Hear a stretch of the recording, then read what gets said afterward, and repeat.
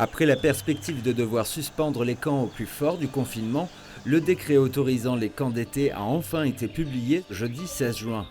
Au Centre national des guides et scouts d'Europe, à Château-Lindon, on s'active depuis pour former les jeunes aux nouvelles mesures sanitaires. Scouts toujours prêts.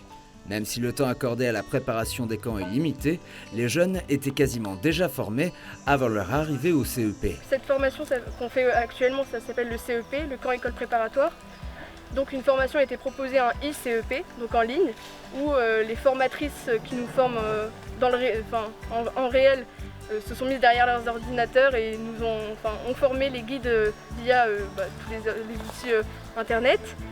Et en parallèle, il a été décidé qu'après la fin du confinement, des week-ends pratiques ont été mis en place de 3 ou 4 jours dans différentes régions de France pour pouvoir permettre aux guides cheftaines qui ont été formés mais théoriquement de faire la pratique à côté.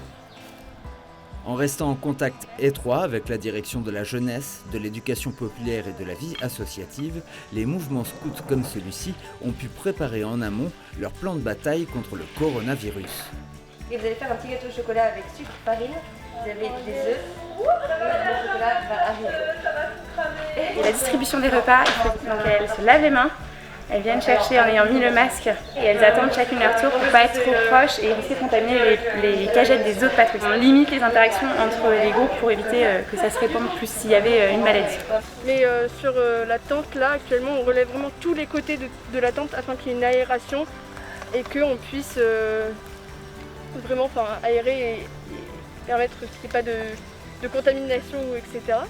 Mais cet été, nos guides qui dormiront à 6 ou 8 dans une patrouille, dans une tente beaucoup plus petite, devront être tête bêche l'une et l'autre afin qu'il y ait 1 mètre de distance vraiment entre les deux têtes de chaque personne.